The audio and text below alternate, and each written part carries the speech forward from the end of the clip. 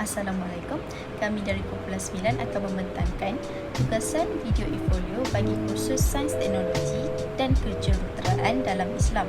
Sebelum itu, saya akan memperkenalkan diri saya dan pasangan saya.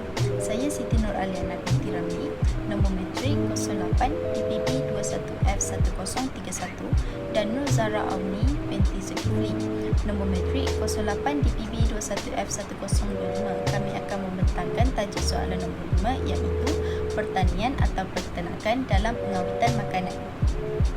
Pengenalan. Pengawitan makanan ialah proses yang menjadikan makanan tahan lebih lama daripada segi kuantiti, rasa dan nilai zat. Ia lazimnya melibatkan pencegahan pertumbuhan bakteria, fungus seperti yeast atau sebarang mikroorganisma. Namun ada kaedah yang menambahkan bakteria atau fungus tidak berbahaya ke dalam makanan. Selain membantutkan pengoksidaan lemak yang menyebabkan ketenggikan, pengawitan makanan juga boleh termasuk proses yang menghalang kemerosotan visual seperti pemerangan enzimatik dalam apel selepas dipotong yang boleh terjadi semasa penyediaan makanan. Latar belakang. Orang kuno dahulu menggunakan bahan yang ada di alam untuk mengawetkan hasil pertanian dan peternakan mereka. Hal ini telah dilakukan secara turun-temurun. Di abad kini, proses pengawitan makanan digunakan secara meluas dengan adanya pelbagai penemuan sains dan kemajuan pelbagai ciptaan teknologi. Firman Allah dalam Al-Quran, maksudnya kamu memperhatikan bahawa Allah SWT telah memudahkan untuk kegunaan kamu apa yang ada di langit dan apa yang ada di bumi, dan telah melimpahkan kepada kami nikmat-nikmatnya yang zahir dan batin. Surah Luqman ayat 20. Kaedah fiqh berdasarkan firman Allah dari surah Luqman ayat 20.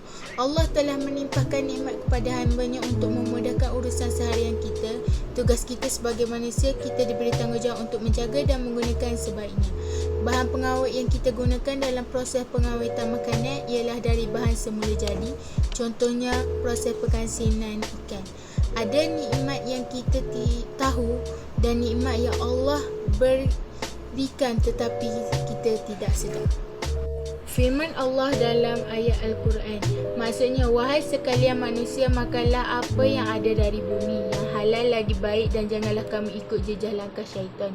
Kerana sesungguhnya syaitan itu ialah musuh yang terang dan nyata bagi kamu. Surah Al-Baqarah ayat 168.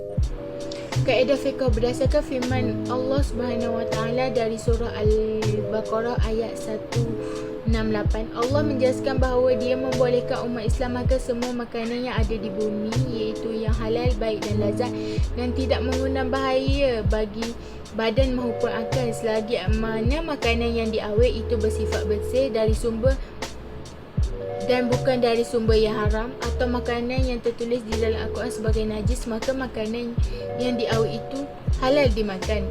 Makanan yang diawet halal dimakan kerana proses pengawetan makanan tidak menghilangkan nutrisi yang ada pada setiap makanan yang diawet.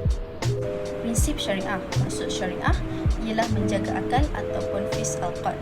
Maqasid syariah yang kedua dalam konsep pencegahan perkembangan bakteria dalam mudarat mikrobiologi adalah menjaga akal.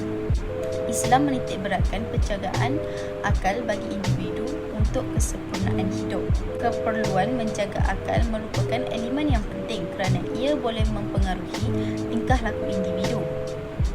Menerusi kajian terbaru daripada University of Illinois menunjukkan bahawa bakteria dalam usus boleh mempengaruhi kesihatan dan kelakuan manusia dengan gangguan neurologi yang tertentu seperti autisma. Kajian tersebut mencadangkan terdapat laluan yang menghubungkan bakteria usus dan otak melalui fungsi hormon kortisol.